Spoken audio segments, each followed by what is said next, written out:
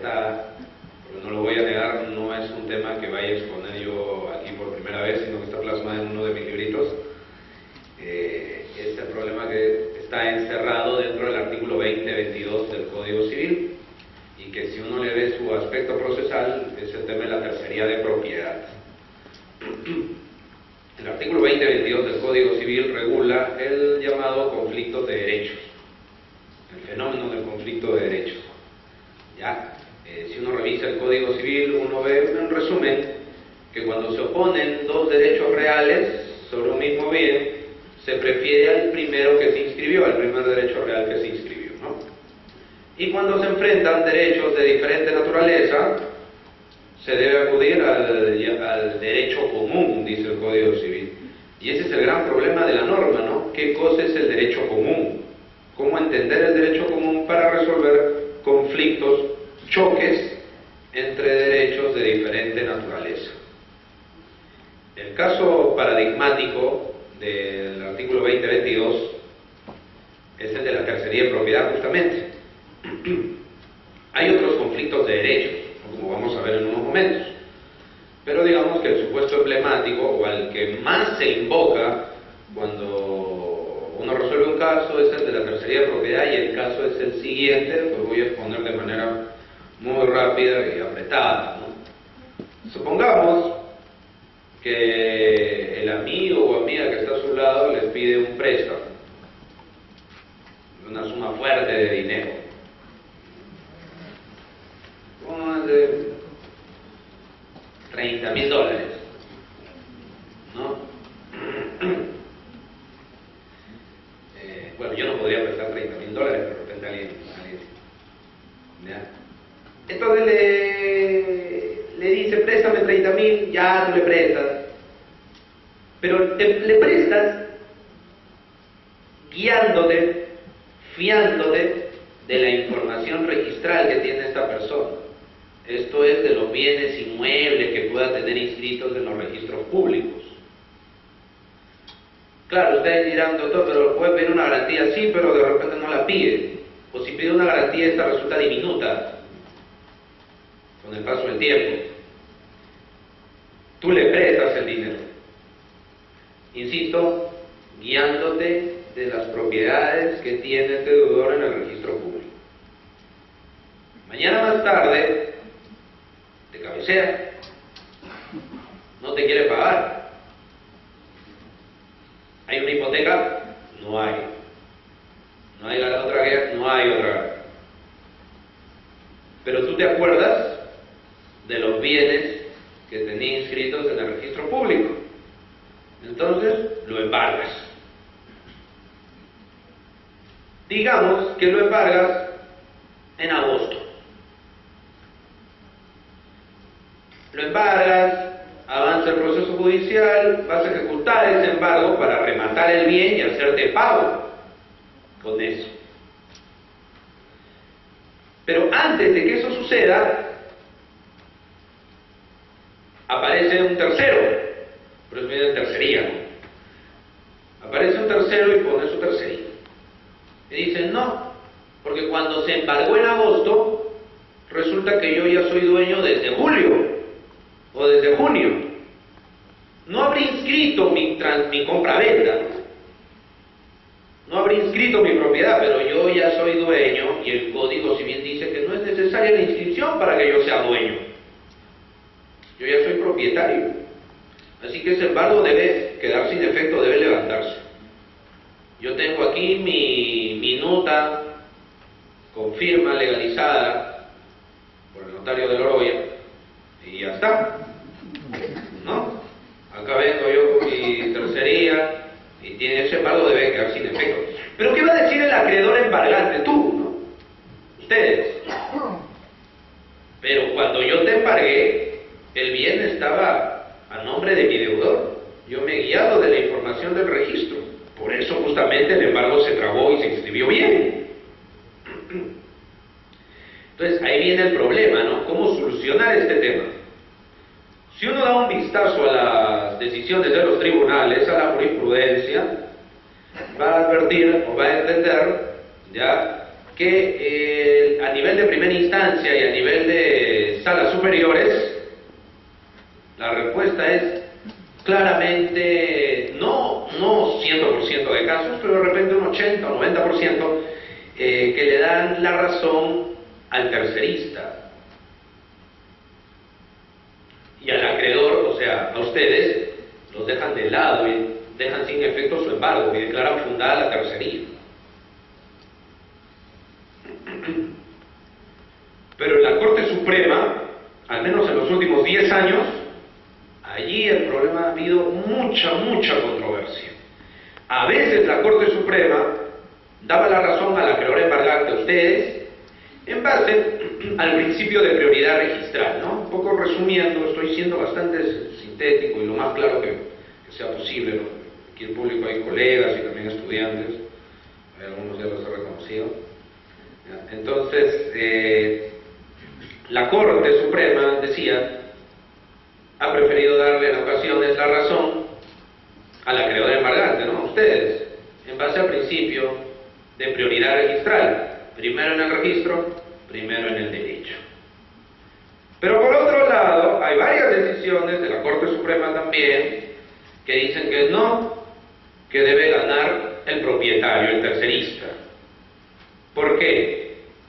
Porque uno no puede embargar bienes que no le pertenecen a su deudor. Y cuando embargó, ese bien embargado ya no era del deudor, era de un tercero, aunque en el registro no se haya dejado constancia de ello, porque, como vuelvo a repetir, la transferencia de propiedad opera al margen del registro, ¿no? Opera al margen del registro, al menos eso se admite claramente en el Poder Judicial, y de repente por ahí hay algún pequeño sector de la doctrina peruana que dice lo contrario, ¿no? Pero en los tribunales no ha tenido mayor eco. Entonces, frente a esta situación de incertidumbre, porque uno presenta la tercería o uno es demandado por tercería y uno de repente puede saber cómo le va a ir en el juzgado especializado, cómo le va a ir a nivel de sala superior, pero uno tiene mucha duda sobre cómo le va a ir a nivel de la Corte Suprema. O sea, puede ir bien o puede ir mal, no se sabe. Insisto, no hay una postura uniforme. Precisamente por eso el profesor Nelson Ramírez Jiménez es uno de los que cada vez que se ocupa del tema ha demandado que uno de los próximos plenos casatorios sea sobre este tema. No hay un pleno casatorio al respecto, sería interesante. Hay muchísimos procesos de tercería si uno los compara con otro tipo de litigios. Definitivamente, si uno de los plenos casatorios tratara este tema, se convertiría, a mi modesto modo de ver, por lo menos el económicamente más importante de todos los 6 anteriores. Bueno, ¿cómo está el tema en la doctrina? También hay mucha controversia. Hay autores que están a favor del acreedor embargante, básicamente invocando lo que se ha invocado en el quinto pleno casatorio, la seguridad jurídica, ¿no? Seguridad jurídica, formalidad, registro. Hay que dar la razón a ustedes. Pero hay otros que han negado eso y patrocinan la postura en favor del propietario, del tercerista.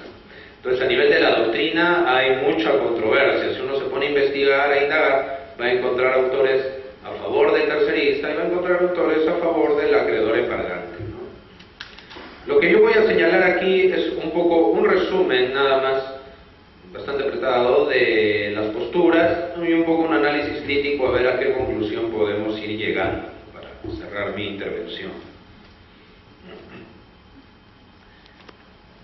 Si de mencionar autores se trata a favor del tercerista, podríamos ver al papá, al creador del 2022 del Código Civil, que según algunas pequeñas pesquisas que puedo realizar para preparar ese texto que mencioné, fue Jacques Vigio. Él fue el ponente, junto con Víctor Ramírez, pero me parece que fue Vigio finalmente quien manejó todo, el ponente del libro noveno que tenemos.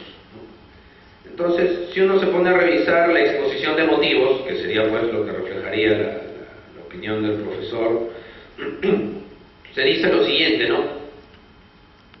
Cuando hay conflictos de derechos de diferente naturaleza, y en este caso tendríamos un conflicto de derechos de diferente naturaleza, ¿no? Por ahí, por un lado el derecho de crédito, representado por el embargo, ¿no es cierto? Y por otro lado, la propiedad, ¿no? Es un derecho real, ¿no?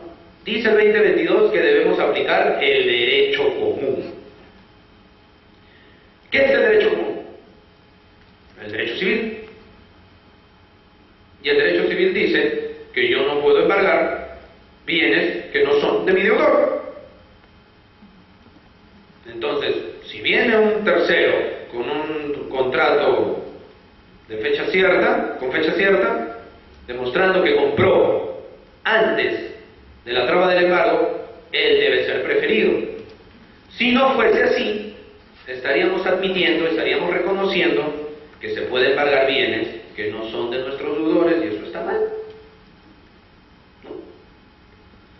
Esa es un poco la idea de la exposición de motivos y que se suele barajar. Y hay otra idea más, bastante citada, bastante socorrida. Dicen que los derechos reales son erga omnes y los derechos de crédito solo inter partes, ¿no? Por un lado tenemos los derechos absolutos, ahí está la propiedad, y por otro lado los derechos relativos.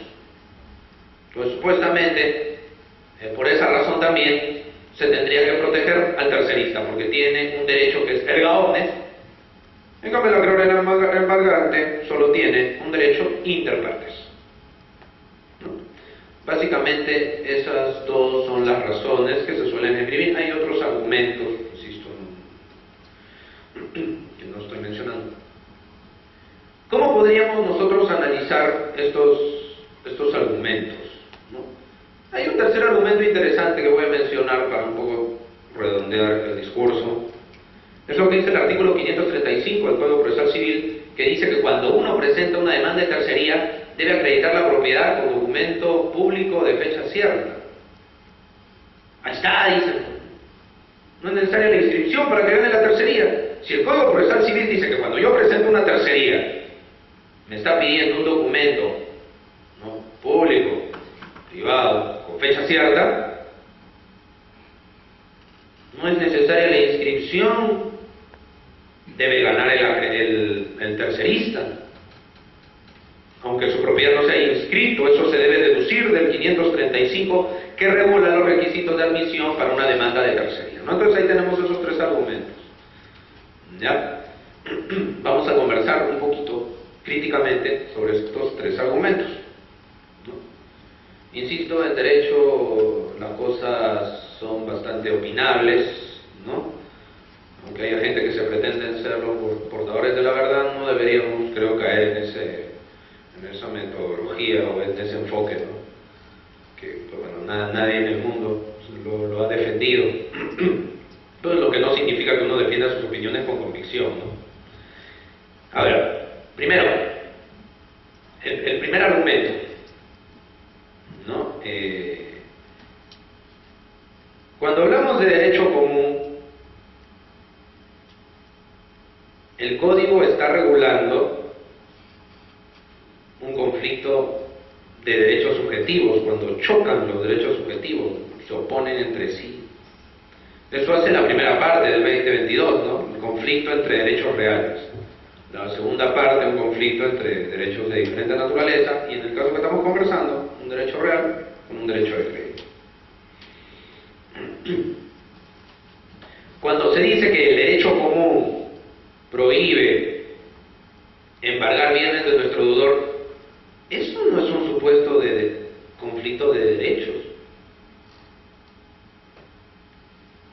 No. La norma, el 2022, cuando dice, cuando hay conflicto de derechos que son de diferente naturaleza, hay que aplicar el derecho común.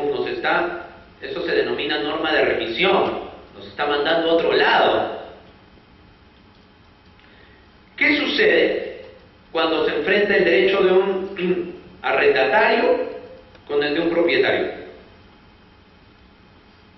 ¿No? El arrendatario dice, bueno, yo he inscrito mi arrendamiento, ahora voy por el bien. y encuentra una persona que adquirió antes que él inscribiera su arrendamiento, pero no inscribió su propiedad. Ese es otro conflicto, por lo menos siguiendo la lógica de la exposición de motivos, ese es otro conflicto de derechos de diferente naturaleza. El derecho de crédito del arrendatario antes de que acceda al bien, y por otro lado el propietario. ¿Quién gana? Uno revisa el Código Civil 1708 y ve que gana el arrendatario que ha inscrito. Él debe ser preferido. ¿Hay otro supuesto de conflicto de derechos de diferente naturaleza regulado en el Código Civil? Sí. Los supuestos de contrato de opción. ¿Qué pasa si alguien inscribió su contrato de opción y resulta que hay un propietario con el que no celebró el contrato de opción, que adquirió antes, pero no inscrito? ¿Quién gana? Otra vez gana quien inscribió. Hay dos casos, señores, de conflictos de derechos de diferente naturaleza, donde ¿quién gana? El registro. Y el que estamos conversando ahorita es un tercer caso. ¿Hay una regla del Código Civil que regule este tercer caso del que estamos hablando? No la hay. O sea que si la segunda parte del 2022 remite a algún lugar, para el caso que estamos conversando, no hay solución. Y cuando uno se pone a revisar, algunos autores concuerdan con esta idea. Entonces no se diga que hay una solución. No la hay. No la hay. Cuando se dice el derecho común, que yo pueda, que la norma que me dice, o la sistemática de normas que me dice lo que yo puedo embargar o lo que no puedo embargar, eso no es conflicto de derechos. Más bien, si uno sigue una interpretación literal del código, si uno es coherente con el método de trabajo que emplea la exposición de motivos, uno dice más o menos el siguiente razonamiento, ya para terminar con este primer punto. Si yo tengo dos casos de conflictos de derechos de diferente naturaleza regulados en el Código Civil, ¿por qué el tercer caso no deberíamos solucionarlo de la misma manera? De repente por ahí podemos sugerir una aplicación analógica. ¿Por qué el arrendatario le va a ganar al propietario? ¿Por qué el que tiene un contrato de opción siempre inscrito le va a ganar al propietario? ¿Y por qué no el acreedor embargante? ¿Qué tiene él que no tengan los otros dos? ¿Por qué? No hay razón. El segundo argumento, que la propiedad es erga omnes y que el crédito es inter partes. Ese modo de ver los derechos subjetivos ha sido bastante criticado. Podría demandar todo un ciclo de conferencias para conversar sobre una figura que se llama la tutela aquiliana del crédito. Los derechos de crédito también pueden ser lesionados por terceros. Imagínense si un tercero al deudor de ustedes le ocasiona un daño, lo deja inhabilitado para que cumpla con la prestación. ¿Qué pasa si un tercero al deudor de ustedes lo induce al incumplimiento? Esos son supuestos que por lo menos la moderna doctrina considera que los terceros también pueden lesionar los derechos de crédito. Traigo a colación la idea de un autor italiano llamado Rosario Nicolò, que decía lo siguiente, ¿no? O destacaba un punto importante para construir una concepción bastante singular de la obligación.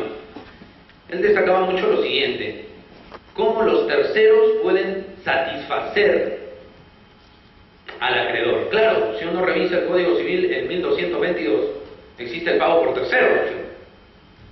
Los terceros pueden pagar, los terceros pueden intervenir. ¿Ya? Entonces, si un tercero puede intervenir para satisfacer, ¿por qué no puede intervenir para lesionar? ¿No? Entonces, este argumento se basa en una concepción, una clasificación un poco caduca de los derechos subjetivos. Y el tercer punto, el 535 del Código Procesal Civil, que sí es un argumento un poquito más interesante que los anteriores, uno simplemente puede decir lo siguiente, ¿no?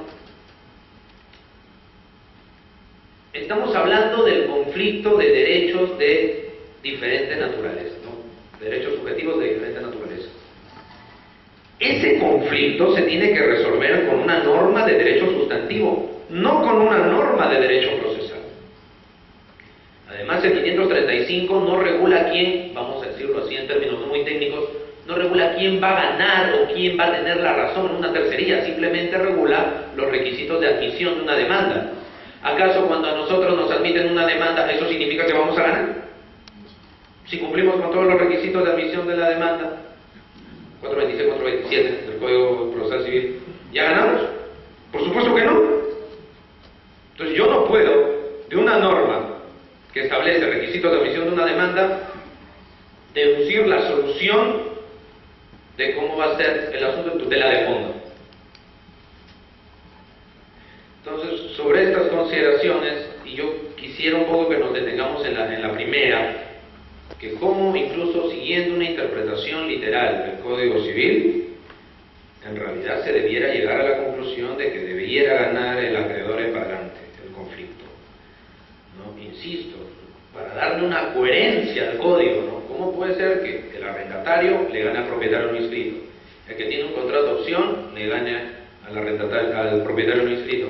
Y el acreedor embargante no, cuando no hay norma expresa. Entonces, sobre la base de estas consideraciones, creo que deberíamos un poquito repensar repensar el criterio que defienden los jueces de primera y segunda instancia, y de repente por ahí empezar a meditar hasta qué punto puede ser razonable o hasta qué punto deberíamos recoger esta tendencia, una de las tendencias de la Corte Suprema que tiende a favorecer al acreedor embargante. Bueno, ya se acaba el tiempo. Yo les agradezco mucho su atención.